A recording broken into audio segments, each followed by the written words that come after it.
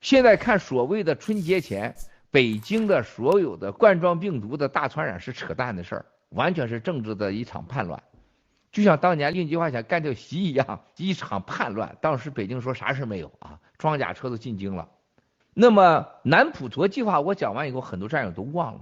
国内的人对文贵、对爆料革命最服气的其中之一，就是说文贵啊，这个南普陀计划你报的太厉害了。中国是1500万的有钱人和有权利人控制了14亿人，那么100万人控制整个中国财富，然后上面不超过10个家族控制全中国的财富。现在往回看这4年，大家意识到南普陀计划文贵报的太准了。文贵报了南普陀计划，就报了整个上海帮，培养了傀儡习近平，然后下一个就是要韩正。今年就是收割年，如果头2天1月份的时候把这个习干掉啊，把丁薛祥干掉，把栗战书干掉，一定是韩正上。汪洋上也是代持一会儿，胡春华上那也是上去以后把他弄死他。现在陈敏尔那上去就把陈敏尔给抓球的了啊，就完蛋了。习你不就这几个人吗？是不是？栗战书、丁薛祥、许其亮、朱学峰、陈敏尔，蒋家是遍布天下。我到现在，我到此时此刻，我告诉你，习一定会被蒋家毁掉。我这不是任何所谓的战略战术挑拨离间，不必要。我过去4年的爆料了啊，这就是现在以共灭共的大好时代，伟大的时代。大家你看这个所谓中纪委办案，所谓共产党的情报部门，大家又看得到，共产党没那么牛叉。就共产党斗到今天了，你看看习近平的几个鸟人，所谓的动用了一切的国家力量，就是他们特享受国家力量啊。他到今天他调查马云那个毛都没调着，蚂蚁金服一步之差，蚂蚁金服就上了。蚂蚁金服上的第2步就是把习所有的一帮人全部扫荡干净。蚂蚁金服绝对可以决定了中国的金融的稳定和中国政局的社会稳定。为啥马云最后跟我联系啊？马云跟我联系是单线联系啊，马云是执行江家的命令，要跟文贵、跟爆料革命、新中国联邦合作，甚至当时最后都许文贵，只要是跟我们站在一起，有个美好的明天到来的时候，新中国联邦、爆料革命，你们都是中国英雄，你们可以参政议政，那意思就是你在旁边当托呗，你别当主人，是吧？你也别搞1人1票，去你大爷的吧！糊弄谁呢？甚至把香港管理权交给你们新中国联邦都可以。前提是跟我们站在一起啊！去你大爷的吧！你把我们当傻子呢？结果马云怎么样，兄弟姐妹们？马云被抓，习最后1分钟，那些傻货、那些笨蛋才闹明白，马云醉翁之意不在蚂蚁金服，马云醉翁之意不在贵州的数据中心，马云醉翁之意绝不是江志成弄几个钱儿，这是真正的彻底的拿下这个小傀儡。叫你当丫鬟的，叫你代持了，结果你想当主人，就是把习这帮人全拿下。习没人，拿下习徐亮、丁薛祥他弟弟啊远平啊，拿下这个彭丽媛弟弟彭雷，一切结束。拿下习以后，我可以告诉你，中国人99.999%的共产党员都是跟江家走。不管怎么折腾，韩正现在都是中国的真正的2号人物。所谓的修宪，给修的宪是给谁准备的？是给韩正准备的。韩正上去以后，这下一个是谁呀？江绵恒、江绵康、江志成、孟建柱、孙立军、马云，还有过去的泰山会。范海是蚂蚁金服的大老板，范海的后边是曾家、曾庆红。范海在伦敦在海外的资产应该是最干净、最好的、最优质的，那都是曾家的。到现在中安主连个毛都没摸着。董文标是给江家啊洗钱。董文标还出过国吗？你见过他出过国吗？最近潘石屹出过国吗？张欣出过国吗？还有潘石屹和张欣吗？还有什么银泰吗？所有这些几乎上物流、电商，所有的一切都是被他们控制了。今年就是拿下习的年，共产党内部的斗争刚开始。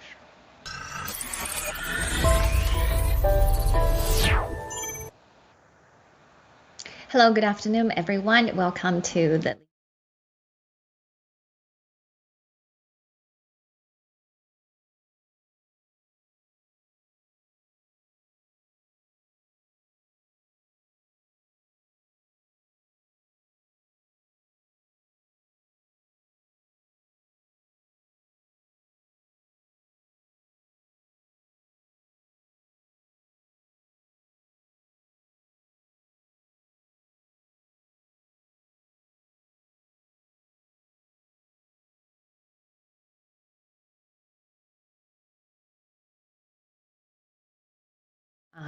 the whole case against Miles Guo for a loan under the personal guarantee that filed by Pax started on 2017.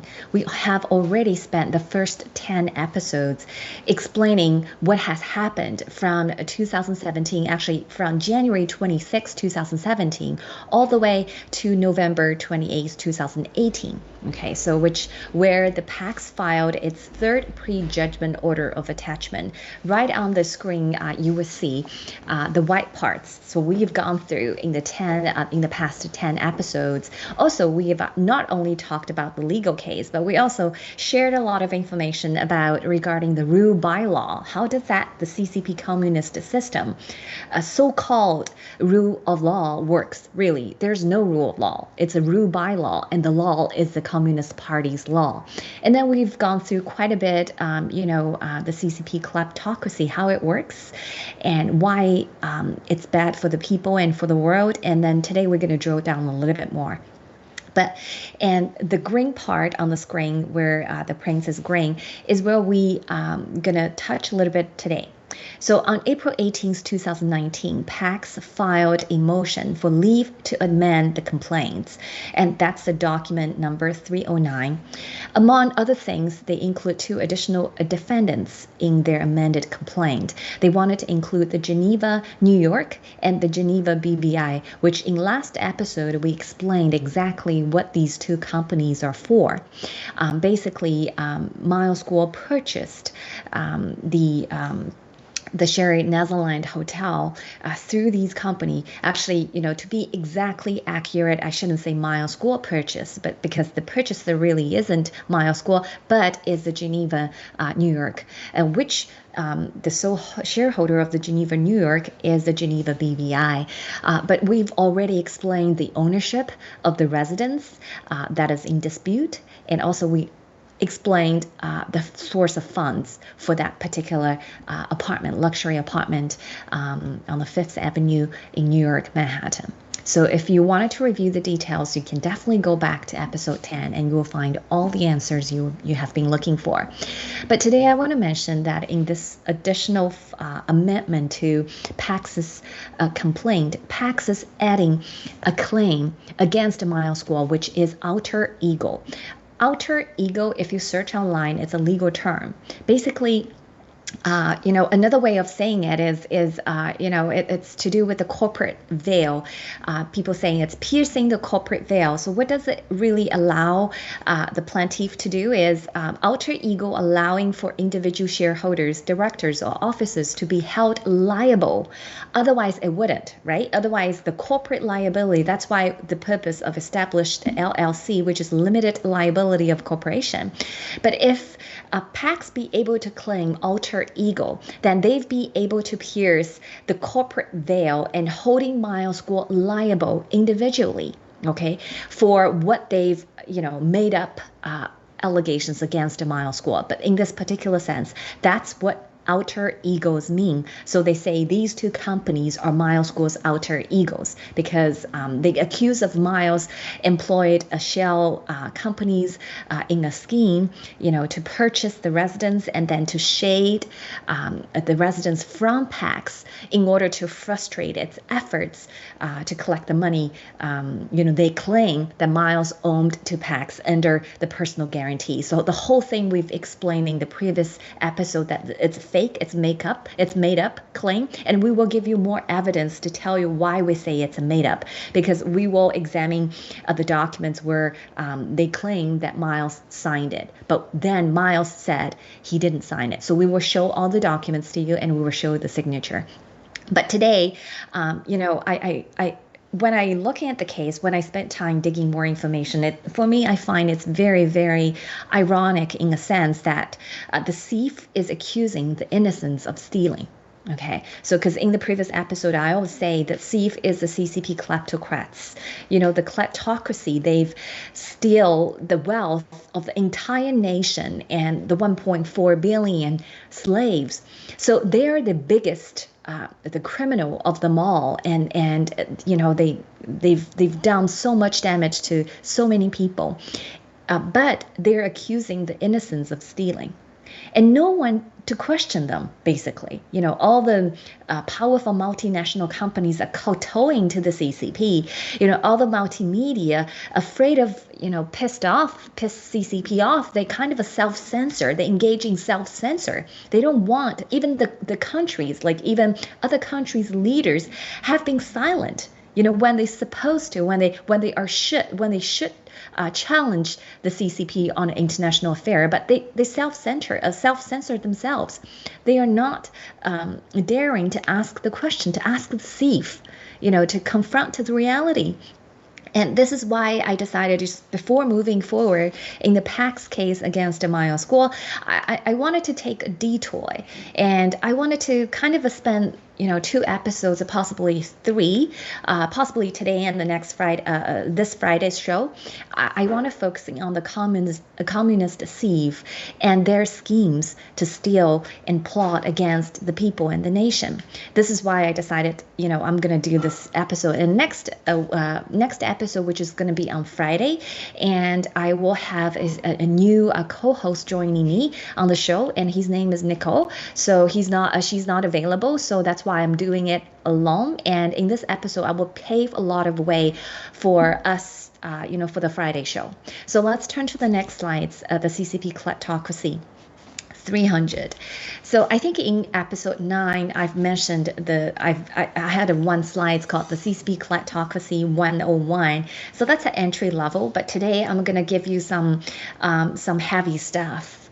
It might be hard to chew, and even sometimes it's confusing, because it's a confusing thing even for me to digest. Prior to joining Whistleblower Movement, I have no clue. I have zero clue of what I'm talking to you today, but after listening to Miles, after my own digging and research, I've came to a clear understanding compared to what I was before. So I'm going to share that with you in terms of what I've learned from Miles, and from the 5 years of whistleblowing and following Miles's message, and do my own study.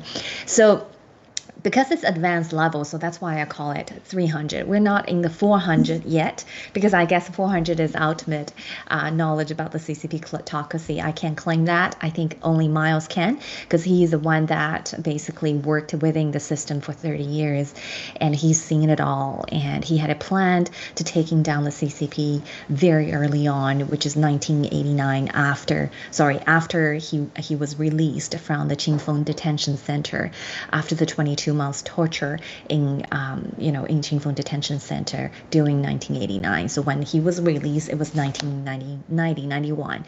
So that's when he already made his mind that he's going to taking down the CCP. So anyway, I wanted to just this slide has a definition. So a sort of a definition.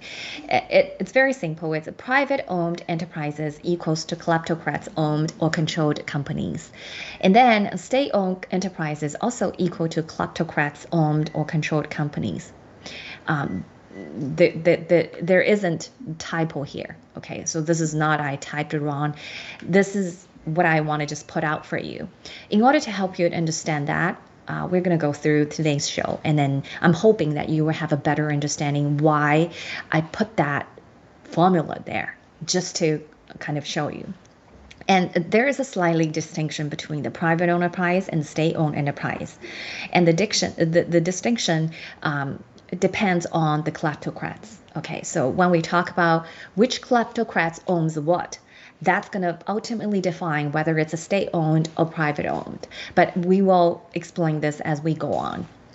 So, and the next slides, I just want to give you a sneak peek what's coming in the Friday's show, because we prepared quite a bit information. We're going to blow out Wang's crime syndicate. If you follow us for the previous episodes, you will know who Wang is. Wang is the Wang Qishan, and he is the vice president of the People's Republic of China. And also he was the leader, the top official heading the CCDI, which is called Central Communist China Central Discipline and Inspection Committee. So he's the lead of that committee, okay?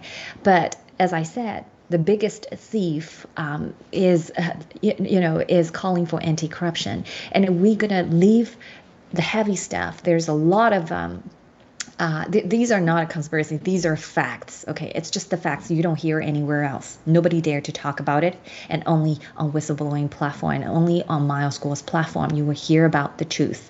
And we were leading you to some questions, and you can ponder on your own. And hopefully, you are interested enough to do your own research to come to the conclusion what is and to come to conclusion and what are we trying to convey for you. So this is about Wang's syndicate and how he actually steal wealth. And remember, he's just one of the many kleptocrats that in CCP's regime. And his company, HNA, and his sons and daughters and illegitimate sons and daughters, what kind of role they play in his crime syndicate. And who Wang Jian, the chairman of HNA, had to die. So he lost his life in this whole thing. And we would touch that in the Friday show. So if you don't have time to finish today's show, the whole show, that's fine. Hopefully you will join us on Friday. So next slides, I'm going to move on. And when I mentioned about the CCP's kleptocracy 300, we have to, first of all, clarify in a concept. And I think the concept is sometimes very confusing, especially for Western audiences, because you understand what's public and what's private in your country. But in the context of a communist China, what's public and private is completely different than what you traditionally hold, the view you traditionally hold. So that's why I wanted to kind of spend some time here. So a very quick example. So if the national park, like say Park Canada or National Park Services in the United States, is a federal agency that oversees the parks in the United States, monuments and other historical properties. And in the United States, you have a Congress, right, to responsible for establishing those laws, rules, and regulations that govern those public properties. And the Congress are duly elected people's, officials representing people, hopefully, right? I know there's something going on in the U.S. and we're not touching about that. That's your fight, but there you can draw some parallels between, what's happening in the United States and with the movement that we're taking, we're engaging in, which is telling the truth, expose the lies and deception about Chinese Communist Party. So Congress, U.S. has a system that it's a democratic system, right? You have the legislative branch, which those peoples are elected by the people, officials elected, and then they were responsible for establishing laws governing how, the management is governing the national parks, right? So that considered public. So what's really public here is the public use of the resources. The resources is shared by, the park is visited by, Americans, tourists, by all people that willing to abide by the rules, right? And then you have a top management, they will meet their fiduciary responsibilities to look after the parks. So, and then you will have other mechanisms to address dispute, other parties or other entities that comes to have a dispute with Park Canada, they have mechanism to address them. They have courts, they have arbitration, they have mediation, or even you have a lot of nonprofit organizations. They are actually making sure that the Park Canada is doing the things that they should do. Or even you have residents who live in the Park Canada who have vested interest in making sure that the Park Canada is looking after the park the way they should do. So this is all the public concepts in the United States. But when it comes to the public property in communist China is completely different. So because we know that China is a communist country, is a socialistic communist. They claim they're socialistic communism. They follow whatever coming from the Russia. The red communism and the Karl Marx and Frederick Engels, so they follow that kind of a series. So the core principle of communism is really abolishing the private ownership. They argue against the private ownership. That's everything they argue against because they want everything public.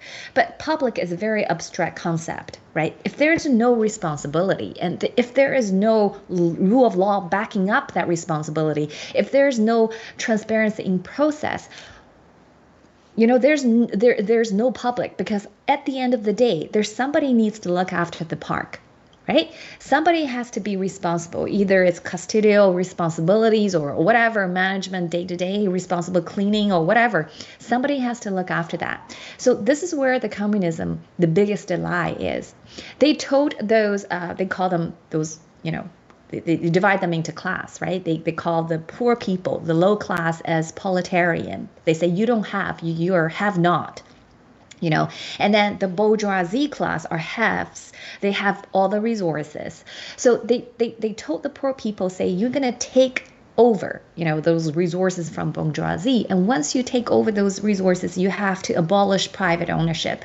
So what does it really do is, if you look at today's China, once those bourgeoisie, those CCP members took over the political power, they themselves, with unchecked power, with a one-party ruling, they created many more classes in the society, and they become literally the kings, the empress on the top, and people are becoming poor and extreme poverty. So when the communism take power, they abolish the private ownership. They take everything under the name of commune, common, and public.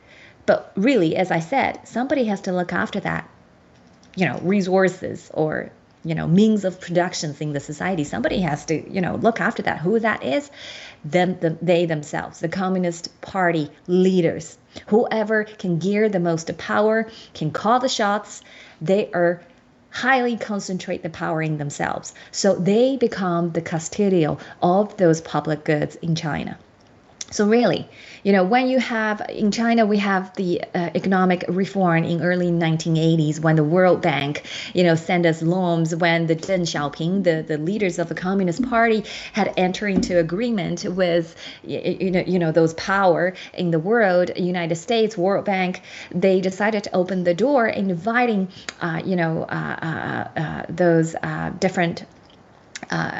different thoughts and ideas to come in and develop their economic. But what really didn't change at the time is the political reform. When the political reform does not accompany with economic reform, you create more inequities in society. So these CCP kleptocrats who have absolutely political power, they use their powers to make themselves super rich. Okay, literally, once they accomplish that, they basically become the new class of the slave owners. And that's exactly the rise of kleptocracy. Because in a country, there's no law. In a country, you have absolutely power. In a country that you're human. Your things, your original things, your human nature comes in and runs the rest of them. And we know what's going to happen. Just look at China, all the disasters, all the humanitarian crisis that's happening, and people losing their lives, and lockdowns, and COVID-19, and the bioweapon released by the CCP to take over United States as the #1 power in the world. This is what's happening when you have the kleptocracy on the top. And in the wildest dream, you have no clue how rich they are. But throughout the show, I will expose how rich they are and what kind of game they're playing. In last show, I give you a little bit taste about the money, the amount. And I share with you, in terms of the total assets managed in China, there's $16 trillion US dollars. Right? That is why the financial street, the Wall Streets, the financial tycoons in London, they are so excited, they're so excited when they know they could possibly enter the Chinese market and share one slice of that 16 trillion in terms of foreign assets managed, in terms of total assets managed. But these are the savings for the Chinese people. But let's take a look. This is a side story. But anyway, throughout the show we will talk about the kleptocracy, as I will in today's show. And then the last bullet point on the slide is illusion of Chinese private company. So why, the illusion, when I mention illusion, it's already have a deception, right? It comes with deception. So how did you forming the perception of the private company is because the CCP, the Communist Party, want you to believe there is a distinction between public and private. Public stands for the nation's wealth and private stands for individual. But really, in a communism, they're down to their, bottom core, they don't believe private. They don't protect your rights. There's no human rights, private properties. How this is innate conflict. Okay, so that is why they have to deploy deception to make you to believe that illusion on the surface. So a private company is an idea that originated in a free democratic societies of the West, like United States, like UK. And the concept is founded on fundamental rights to private ownership and protection from third-party interference. And that third party could be government.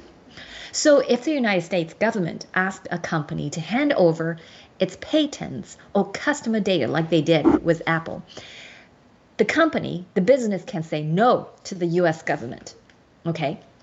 And if the administration tries to use forces to take such information from the company, the firm can file a complaint in the court and take the government to task, okay? Because it's centered on rule of law society, right? But in China, we don't have rule of law. The ruling Communist Party leader is the absolute authority in the country. They are the law. They are above the law. So we have Chinese courts. We have lots of courts, different levels of them, right? They exist in the country. But they're just for the look. They're just for creating the deception, the part of the lies that they're telling people. They're there. But the CCP can easily override the judgment in its favor because they control the judicial system. There's no separation of power, and their power is unchecked. Okay, they are the power. So if the top leader asks a company operating in Shanghai to hand over data to American citizens it had collected through a smartphone apps, which they did. That's why in China, nobody's data is safe because Apple's data center has outsourced a data center to CCP, controlled the data center. So everything is basically, there's no privacy there. They don't believe that. The CCP believes absolute power. So the business has no choice but to comply with the order. It happens to so many foreign investment, like LinkedIn. LinkedIn, after multiple struggles, like multiple years of struggles with the CCP, finally left. They decided to leave because they have been complying, they have been kowtowing, but to what end? What the cost of the lawsuits filing by American citizens, because there was an American journalist working in China, and then her profile was censored by LinkedIn, who is an American company. So I bet the lawsuit is going to come to LinkedIn. So LinkedIn has to verify the interests, okay, the money that I'm making from the China and the lawsuits and the compensation I have to pay to the American citizens. It's not worth it. That's why they decided to leave. But those non-compliance can lead to the business being heavy fined, or even shut down as a retaliation by the CCP, by the Chinese Communist Party. Okay, that's why your Chinese private companies is only illusion. And end of the show, I will share with you a lot of what the Chinese law really written and how it's written and what does it say. Okay, so I will touch it later throughout the show. So therefore, I conclude there's no real private companies in China since the right of personal ownership is not absolute. And people can own things only to the extent that the ruling Chinese party leaders allow. Okay, so, let's flip over to the next slide. Here we go, the CCP kleptocracy. So this bears a question. So really, the question should not about when you're going to China, you wanted to understand more, you should not ask the question whether this company is private or public, because it doesn't matter. It's all kleptocrats controlled and owned. Rather, if you want to be smart, you should ask this question. Which kleptocrats control which company? Which company belong to which kleptocrats? This is a better educated question to ask. Okay, so that means you're advanced. You're no longer at the bottom level. That means you know what's going on. So keep this question in mind. We will take a look some data that are garnered. Oh, before I take a look at the data, I have a couple more slides to show you. So the next slides. And there's a few more questions you need to ask so people know, a CCP insider will know immediately that you know the system. You're not a regular foreigners or have no clue what the Chinese communism, because you ask the right question. So the second question and the fourth question is, how did the Communist China deal with party leadership successorship? Okay, how they pick one leader to the next. This is key because when I mentioned the whole country, whether they are public or private, they are owned by kleptocrats. So it comes down to how they determine the leadership, how they divide the cake, okay, the turf. I own this, you own this. But when leadership change, how does that change the whole turf? Okay, so this is a key question you need to understand. And the third question is, what is the mechanism through which the kleptocrats negotiate with each other to protect or to gain or to lose their respective turf? Okay, so this is a very insider question, and we will show you a little bit today. And I apologize if the conversation and if the content is too much to chew or too confusing. I apologize for that, just because the nature of the thing that we talk about is difficult for people to understand. Even for me to describe it in English is difficult because English is not my mother tongue. So I try my best to explain that. And fourth point here is, what is the fate of a successful entrepreneurs under the brutal communist regime look like? And this is a question you need to ask, because we know there's no private companies. Every company is kleptocrats controlled. So if that's the case, what about the real entrepreneur? What about the people who really want to do something good? What about those people who really have creative ideas? What do they look like? What their life look like under the CCP? Why do we have not seen people like Elon Musk in China? Why do we have not seen people like, Jeff Bezos in China? This is a good question to ponder, okay? And we will answer that, maybe not in today's show, but in future show. And okay, let me show you some numbers, next slides, okay? So the question I want you to bear in mind is this one, is which kleptocrat owns which company or which turf, which industry, which sectors? Okay, you need to ask that question. So, but let's park that question for a little bit and delve into numbers. Okay, the surge in Chinese foreign investment from 2015 to 2017. Okay, this is a report by Baker McKenzie. It's a global investment firm. They did their annual study, and this is one of the study they reported. They say, well over half of all Chinese direct investment into North America and Europe since 2000 have taken place in the last 3 years, marking the continued influence of globalization and the rapid development of China's economy. Absolutely. Thanks to the globalization and WTO, China in 2000, their GDP is only 1.5 trillion, but by 2020, their GDP is 10 times higher than that. Okay, we're talking about trillion, 15 trillion US dollars in terms of GDP. So you can thinking about in the 2 decades, how big, it's astronomical number and growth that coming out of China with the help of other countries, particularly the United States. Okay, so let's take a look at the charts. So this is the Rhodium group. I'm trying to find different data from different data source. So then I will try, because doing my research, I'm trying to diversify it. So I don't just see one data and say, oh, this is the data, but I'm trying to check and to see whether they can cross-reference each other. And most of them they're not identical data, but they're quite close. So it gives me a little bit confidence that those data are actually true. So this is another data by the Rhodium group, if I pronounce it right. These are also investment firms, and they combine numbers together. So they're saying the FDI stands for foreign direct investment. So Chinese FDI in all U.S. industry from 1990 to December 2020 is 175.52 billion US dollars.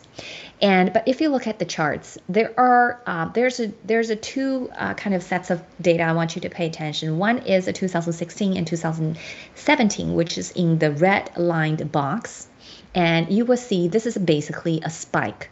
This is out of ordinary. So if a statistician, when they look at that bar, they probably will get rid of the outlier because they're thinking this is kind of a strange, right? They would get rid of outliers. They were not including the data in the data sets, but because we don't have enough data. So that spike definitely, there's story. There's a lots of story behind the data sets. So today and tomorrow, not today, today and the next Friday's show, we were explaining why the spike's there and how does that relate it to the CCP's kleptocracy. Okay, follow the money is always the right way to do. And then the other box is a blue box, which including 5 years, which is 2013, 14, 15, 16, and 17. Although, the first 3 years are a little bit much less than 2016 and 17, but it definitely increasing. So you kind of see the trends that they're increasing upward. And then suddenly in 2017, in a sharp tank, the whole data tanked suddenly, a slump from, 36.8 billion to almost, maybe only less than 5 billion. So these are the data. And okay, here, the next slides, I will quickly flip over this to see the data, to show the data. So this is a Baker and McKenzie, the first organization I mentioned. So this is a little bit more straightforward because they have the infograph charts, and I like that way. So in this data, you can see the same thing that I mentioned. It talks about, North America, the Chinese direct investment is 48 billion, and to the Europe is 46 billion. So they kind of go hands in hands. And then you will see the charts on the right-hand side, which is the top charts. You can see the line chart. It's the same trend. It's growing, and it spiked in the year 2016. Okay, and then they divided a little bit in terms of what industries, what sectors those money coming from China went. Okay, my point is actually right there. These money are not Chinese people's money as you per se, as Baker McKenzie on his report saying 70% of private-owned Chinese enterprise account for 70% of investor. Okay, in other words, the 30% is state-owned, right? It's not private, and 70% is private. But remember what I just told you? Private-owned and public-owned all equal to kleptocrats-owned and controlled, right? So if you always remember that and seeing things through that lens, you will get it. So when Baker and McKenzie saying 70% private-owned Chinese enterprise account for investment, what's happened there? Okay, why suddenly in 2016 and 2017 there are so much money coming from so-called privately owned Chinese enterprise? What's happening? Why the spikes? Okay, so let's take a look at Australia's data. Okay, not only China, U.S., because you might say, oh, only U.S. and European. It might be a coincidence. Let's take a look at Australia as well. The other part of the continent, atmosphere, actually, I should say. So this is CHIIA. CHIIA, I think it stands for Chinese investment in Australia or something. Yeah, I think so. It's a government established data sets. They start collecting because they probably find some strange phenomena. They observe that, they start tracking it. So they only start tracking in 2013. That's why they only have 2014 to 2018 data on these charts. And if you observe the same trends, right? So when I said the 2016 and 17 in US, European is a spike. If you record the high bar, like out of nowhere. And in Australia's charts, it's the same pattern. It's also 2016 is the highest, although it's not as dramatic as what you see in US and Europe, but this basically mirroring the trends, right? 2014 increased, 2015, 2016. And then a matter of, it says Chinese investment within Australia nearly tripled between 2014 to 2016. Okay, and the difference between these charts, actually, if you go on the CHRIA, if you look at it, they actually not only tracing where the money come from, they actually looking at who owns the money. Okay, so they're actually a step ahead of US, because US, a lot of the tracking is only where the money come from, then they divide it by private and public. But Australia government has already being smartened because the Australian Foreign Investment Review Board, short for FRIB, is screening all direct investments from China very closely because they kind of know the notion of the kleptocrats owning all. So that's why they're tracking it closely. They're tracking the back as much as they can, as the public records can verify to the degree. So now I show you the trends. Here, bog down the question, come back again. That's the next slides. Why the surge? So why the surge in 2016? Okay, and it started increasing, but why suddenly a spike that we see and we increase all over the planet Earth? The money can go to all sorts of places. So here I'm gonna touch a little bit the CCP inner workings, and hopefully I will be clear on that. So next slides. So keep the two questions in mind. So which kleptocrats owns what? And why the sudden surge for the Chinese foreign direct investment in 2016? Okay, so we're talking about successorship of party leader, as the CCP propaganda, has it. It say, we're a people, a democratic, authoritarian society. Okay, so I don't know how can Chinese Communist Party put a democratic and authoritarian together. In Chinese words, we call 人民民主专政. So democratic and authoritarian, it should be immune to each other. But somehow the Chinese propaganda put them together. You figure, what does that mean? I don't know. But this is a tip of iceberg. So we know iceberg above the water and below the water. There's always a lot of things below the water. So on the surface, the propaganda, they wanted people to believe them because they're deception, right? So we have National Congress of the CCP, which the 20th National Congress is gonna happen in October 16th. I think the date's already set, 16th to 24th. And then they are basically a rubber stamp. The decision has already made. They just announced to the people who are sitting there, half of them, probably more than half of them are half asleep. And then they just raise their hands and they vote and then say yeah and nay and done. And then they can go home and sing Kong Bong Ya, or go back to the hotel and do whatever they're doing. So these are rubber stamp. But they want you to believe that they actually are democratic society so that people can vote and say yes and nay, abstain their vote. But really, it's just a show, a lie. And then on top of that, so the National Congress elected a Central Committee of the CCP. Right now, there is 205 people are on the Central Committees. And then these people then elected the Politburo of the CCP. Politburo is a collective group composed of 25 CCP members. And they are supposed to be the highest level making, organ of the CCP. And then the Politburo, 25 of them, electing 7. Right now we have 7 Politburo Standing Committee members of the CCP, and which one of them is Xi Jinping. Xi Jinping is the general secretary of the CCP, which is the highest ranking leaders in the CCP, in the Communist China.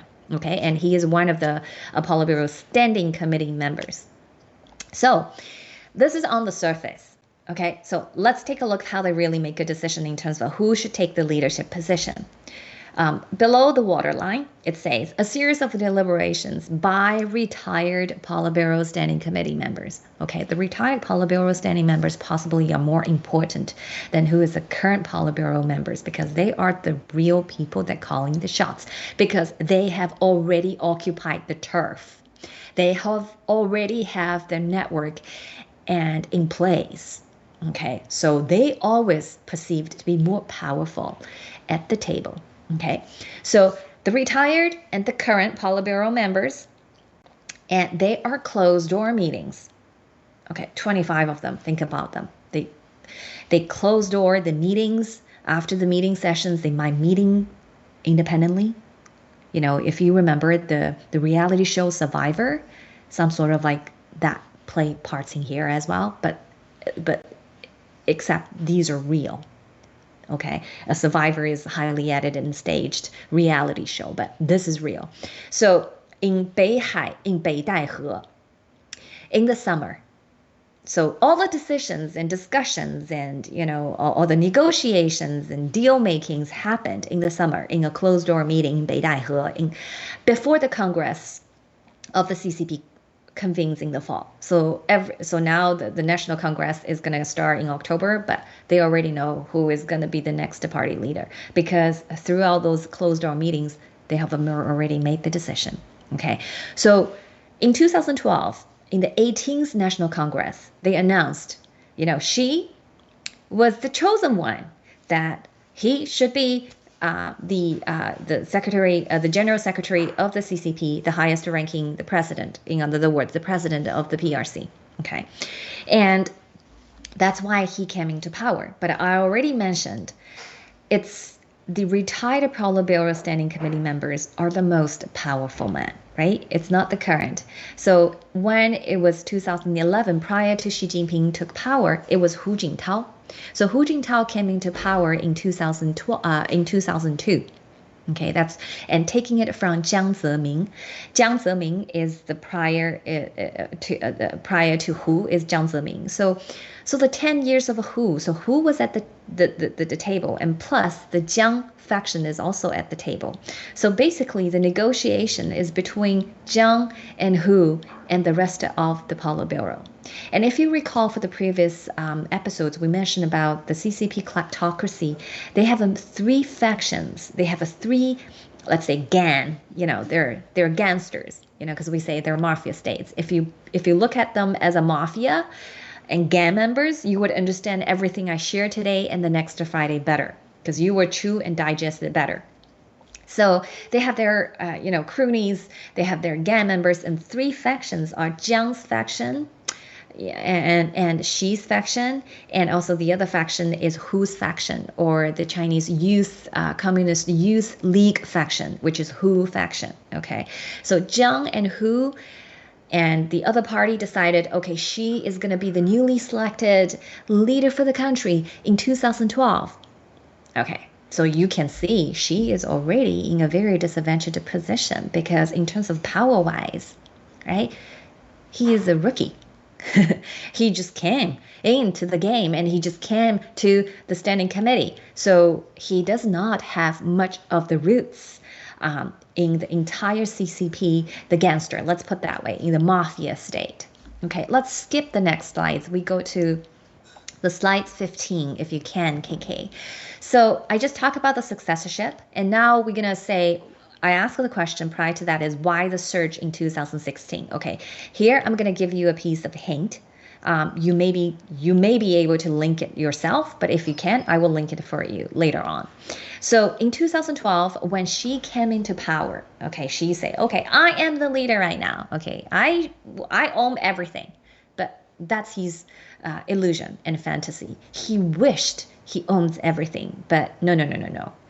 The retired Politburo standing member now have Jiang's faction, who has been ruling China since 1992 and 1991 or 1989. I can't remember, either or. 1991, 92 probably. And then in 2002, Hu faction came into power. So now Xi has to facing 2 gangsters. Okay, 2 camps, 2 factions, and they're all powerful. They're all more powerful than Xi. So what does Xi do? Well, Xi is the best student of Mao.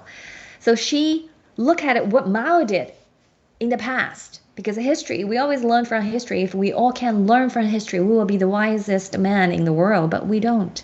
We just let the history repeat. So Xi learned from Mao, and he summoned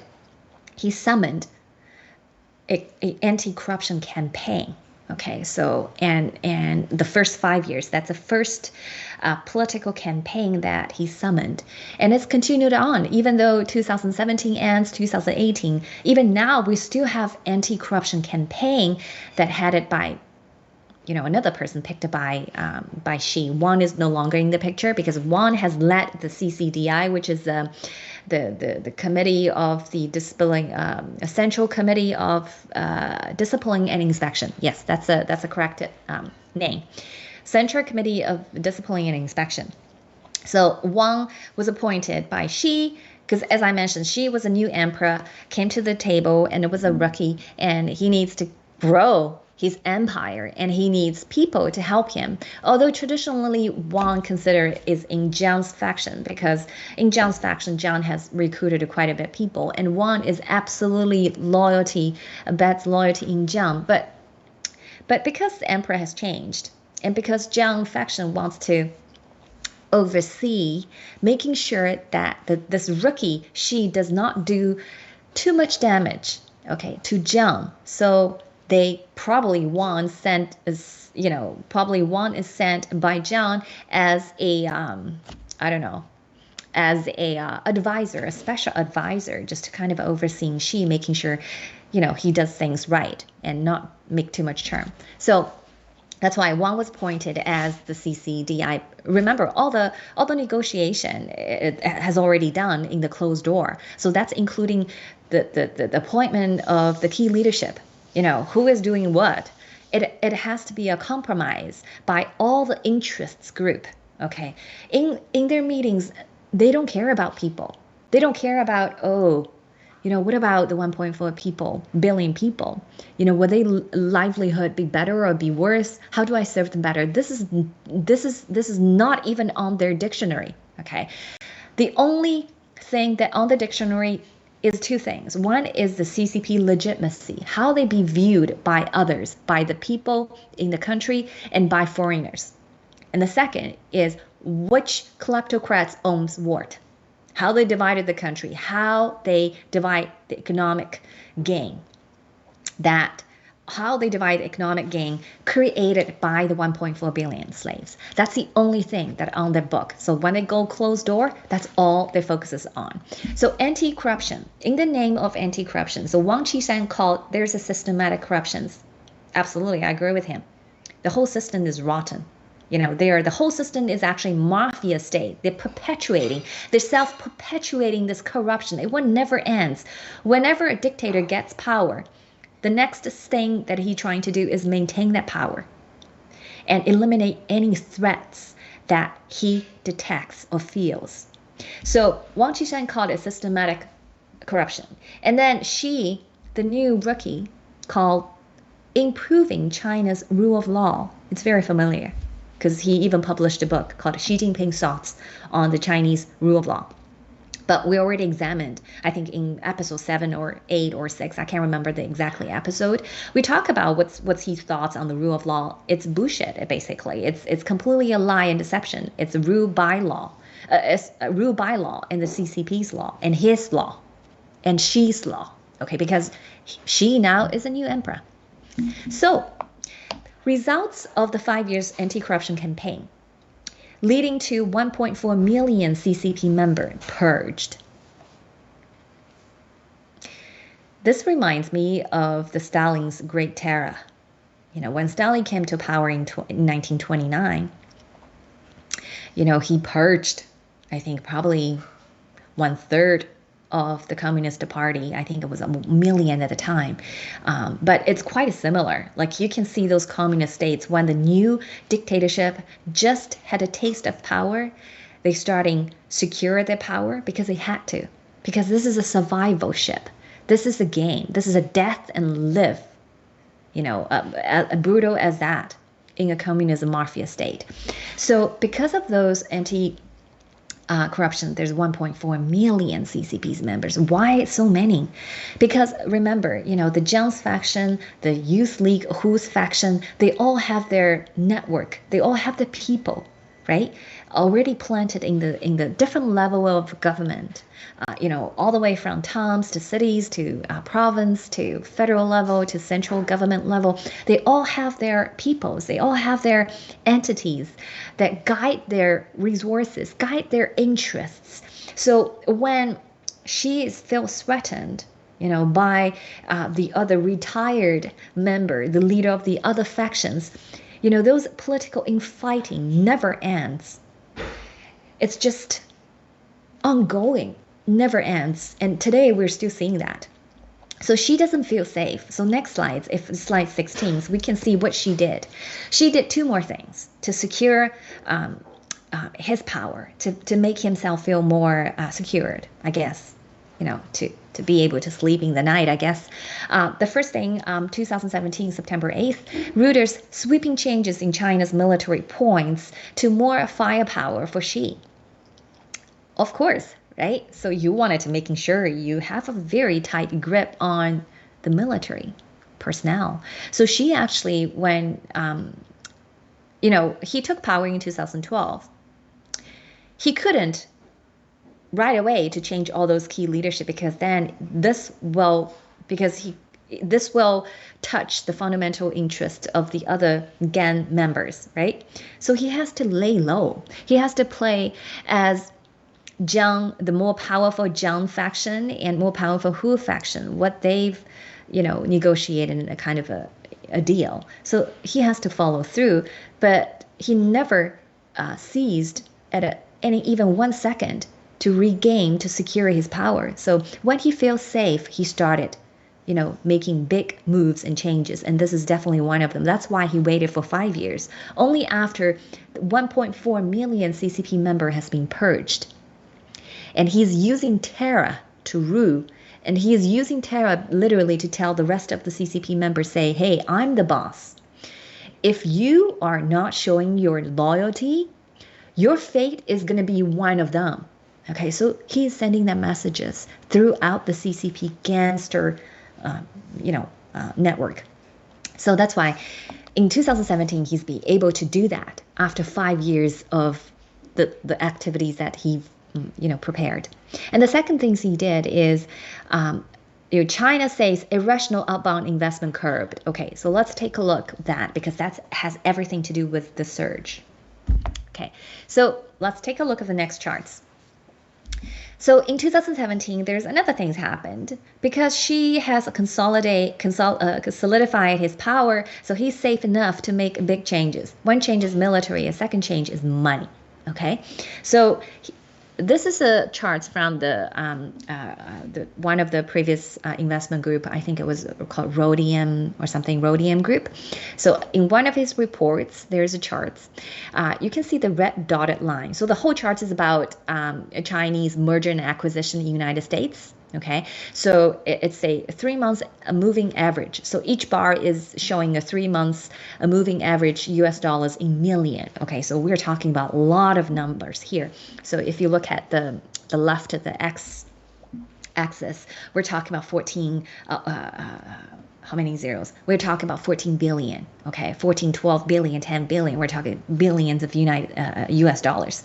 So the dotted line is where started right before January 2017, okay? This is where Beijing launches informal crackdown on irrational outbound foreign direct investment. Okay, so let's take a look at what's irrational, okay? What's irrational and what's irrational? And this is Xi. Okay, this is absolutely Xi demonstrating his newly gained power in 2017. So, and according to this, to the U.S. government State Department information I found online, this is how they defined irrational. Oh, sorry, this is not defining the next, but let's take a look at this slides first, slides 18. So irrational outbound FDIs. So Xi enact a set of policies where he will encourage they call it the areas that he encouraged to invest more of.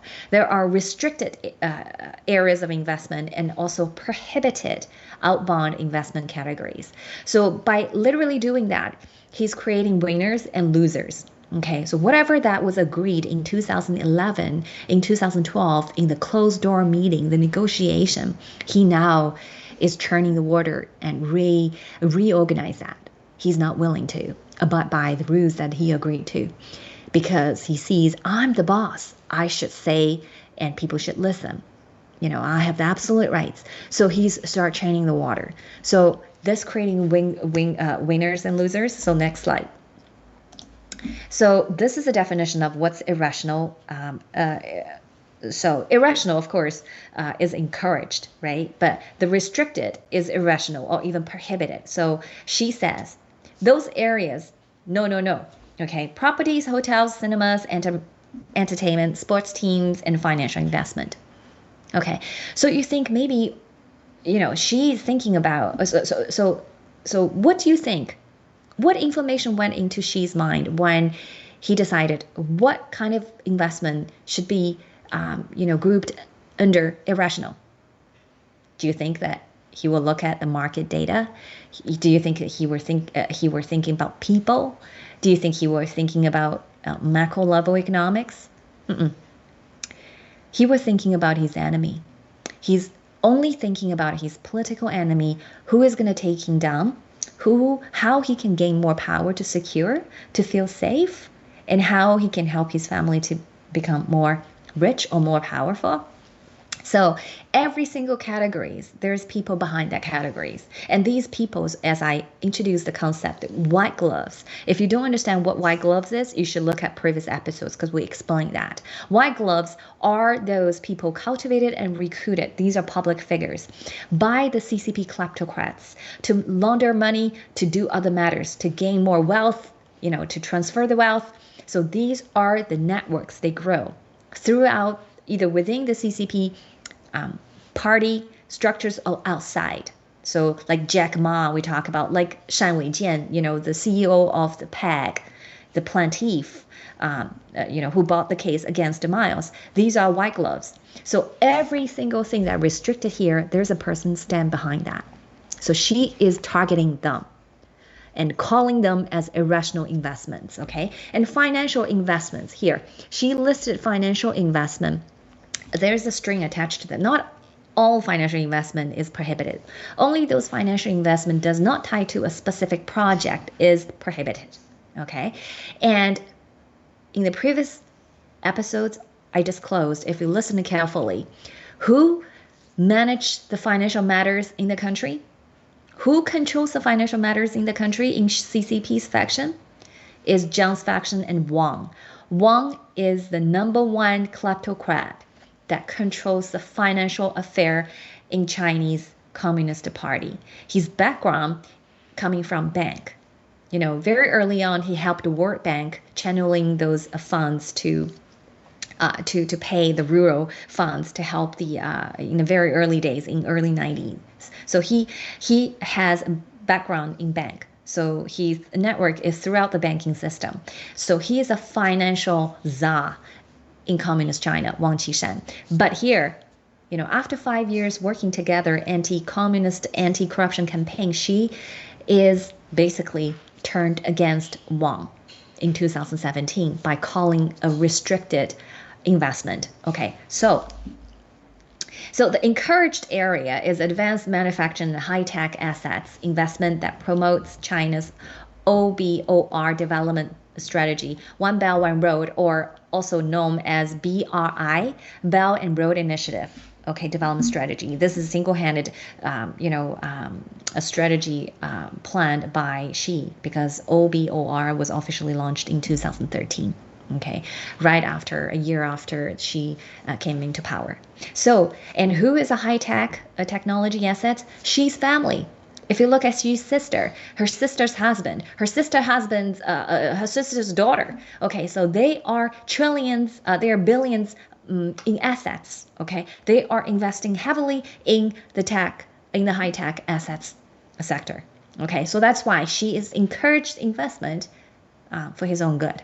Okay, if I explain well enough, if you follow, that tells you what's going on with all the surge. So now if you're guessing why the surge, okay, so let's go back to the surge number again. So let's go back to the slides number 9. So in the next episode, which is on Friday, we're going to talk about Wang, okay, because the bar that you see, a spike here, the 2016 number is contributed predominantly by Wang Qishan.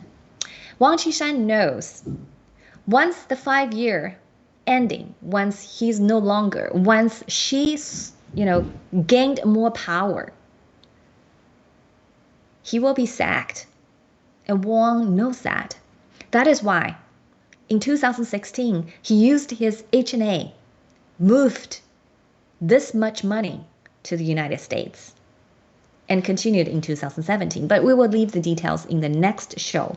But in the rest of the time, I'm looking at the time. I'm going to speed up because I have a few more slides and then I will finish. So here are next slides in 20. So China's constitution change allowed Xi Jinping to rule for life.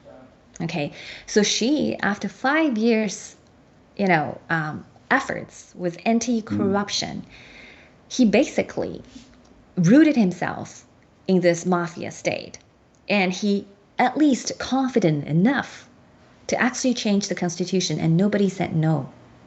Okay, so in 2018, the 19th National Congress, he removed the term limits, because before that we have the term limits. The emperor can only serve 2 terms as the general secretary of the party. But after that change, after that constitutional change, he now can be the 3rd term, the 4th, the 5th, and possibly for life, if he can, if he can escape death. So this is in 2018. But so if he's already can rule for life, does she feel safer? I don't know what's your answer to that question, but I can definitely tell you he's not feeling safer. And this is why. In 2018, she amended another law. She did a lot of things, actually, but these are just the things that I think are related to the show that I'm sharing with you. He also amended the law. It's called Company Law of the People's Republic of China, and revised in November 2018, right after the 19th National Congress. And this is Article 19, and I want to read it for you, in Article 2017. The Chinese Communist Party may, according to the Constitution of the Chinese Communist Party, establish its branches in companies to carry out activities of the Chinese Communist Party. The company shall provide necessary conditions to facilitate the activity of the party. What does that say? So basically, every private company on planet Earth in Communist China, not on planet Earth, in Communist China, you need to establish a CCP, a party cell within your company. Basically, they have a governance, they have influence, they have everything to run the company. And you shall provide necessary conditions, and you cannot say no to that. You would know what's the consequences of saying no, which I mentioned early in the beginning of the show. You will be heavily fined, or you will have to cease to operate. So Article 2017 here. And this is where it comes to the foreign investor. So I think, foreign investor really need to understand this. The Article 217, it says, in the same law, the company law revised in 2018, the limited liability companies, the LLC, and joint stock limited companies invested by foreign investors shall be governed by this law. Where there are otherwise different provisions in any law regarding foreign investments, such provisions shall prevail. Okay, so what does that mean? That means Elon Musk, his company in Shanghai, he needs to provide the necessary conditions for the Chinese Communist Party to establish a Chinese Communist Party cell in his highest decision-making organ in that private organization.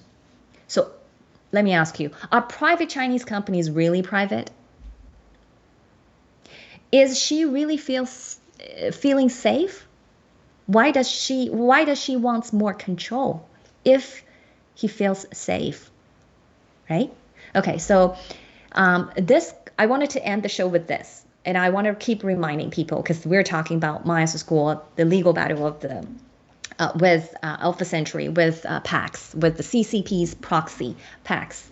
So this is this is actually this year, 2020, July 21st, in the hearing that held by the Judge Manning at the Bridgeport, Connecticut, because it's bankruptcy court. Because we know that we moved PAX. Moved the case from the New York Supreme to the Connecticut Bankruptcy Court, because February 15th, Maya School declared bankruptcy. That's why we're here. So Judge Manning, during that hearing, he asked this question. He said, so what control you have? No evidence of what control they have. You just make a blanket. I'm not saying you just, but the statement that you just made is Chinese government has control over people who do business with them. Well, the control might be that they want the company to produce 12 cars as opposed to 20. How does that affect Miles Guo and Paul Hastings? This is where Miles Guo trying to say that the U.S. trustee appointed Chapter 11 trustee Luke Desmond, who is the senior partner of Paul Hastings. Luke Desmond and Paul Hastings has absolutely conflict of interest in this case because they worked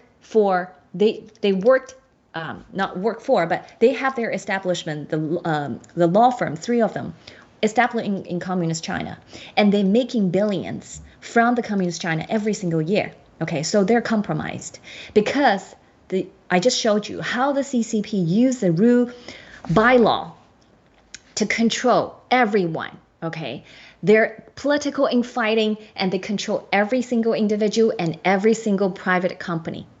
Okay, and then here I want to stop right here because I already answered the question to the Judge Manning. I'm just hoping that she will have time to watch the episodes or the series episodes to understand how the CCP works, how the ins and outs works, why we say, Paul Hastings and Luke Desmond absolutely is not a disinterested person in this case, should not be appointed as Chapter 11, because you literally letting the CCP proxies to be the Chapter 11 trustee for an anti-CCP, for a person who swelled to take down the CCP. That's where it's unacceptable. That's where we're trying to establish for Judge Manning, for her to see this.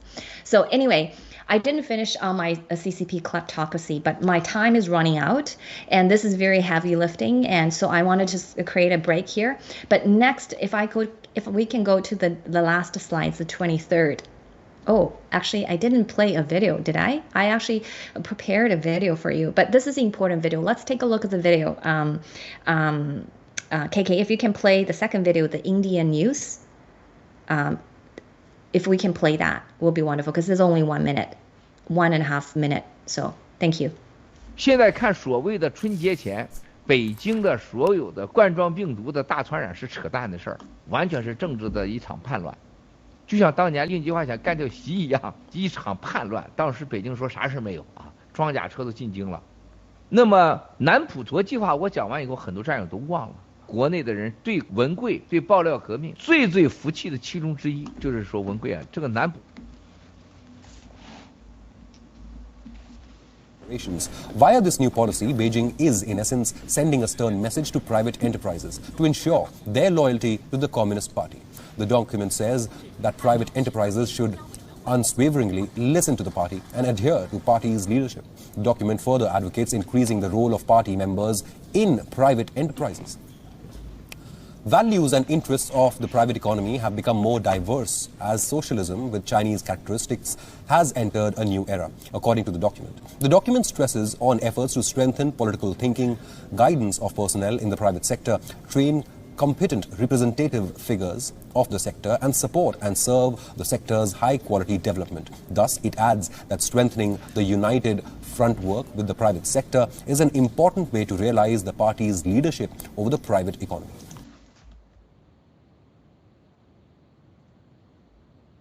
Okay, 说话了吗? Okay, we're back. So, so that video is exactly telling you the news was exactly about the change of the law that demanding every private company set up a party cell to allow the CCP government, to allow the CCP parties to basically govern the corporation, basically.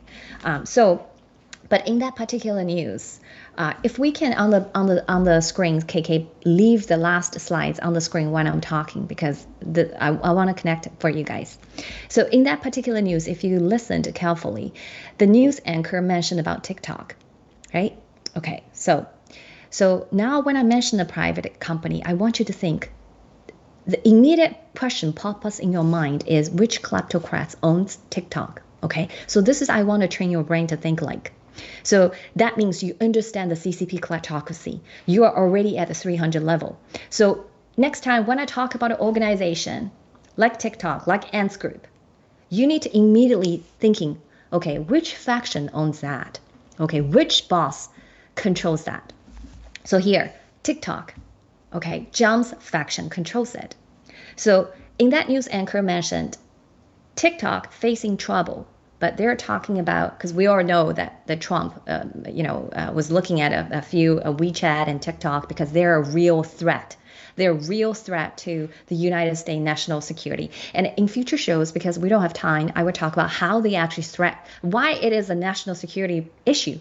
A lot of people don't understand why the cats and dog videos can be that level of, significance. But I will explain it in later shows. But here, I just want you to pay attention. It says TikTok facing troubles in the United States, but they're trying to partnership with the U.S. trying to solve the problem. You listen to that, right? Okay. So TikTok belongs to Jiang's faction and Wang's faction, because Jiang, Wang, and Zeng, they belong, although they each have sub-factions, but they're a pack. Okay. So they wanted to work with the people in the West. Okay. But the Xi is preventing them working with the West.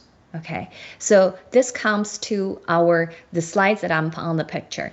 So this people on the left top is Wang Qishan. He has been working with Wall Street people.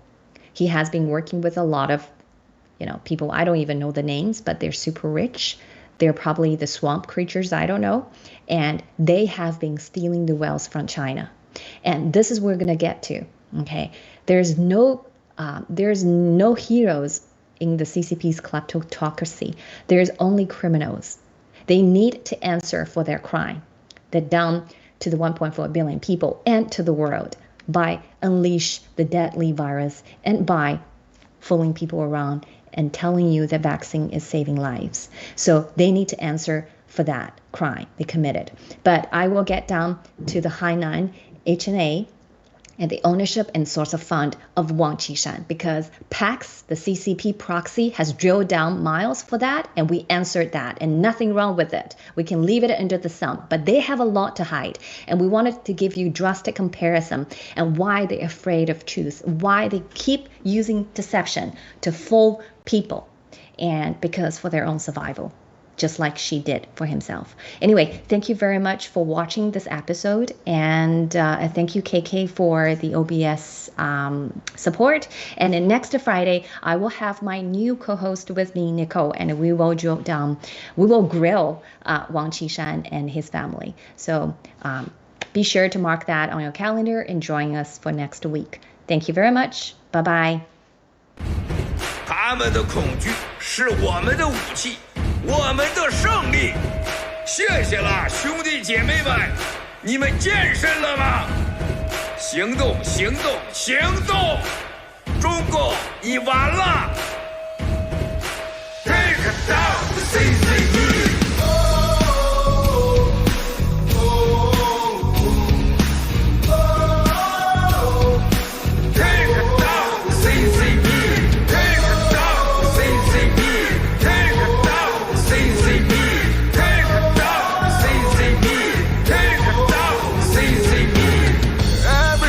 Just beginning for the games you want to play.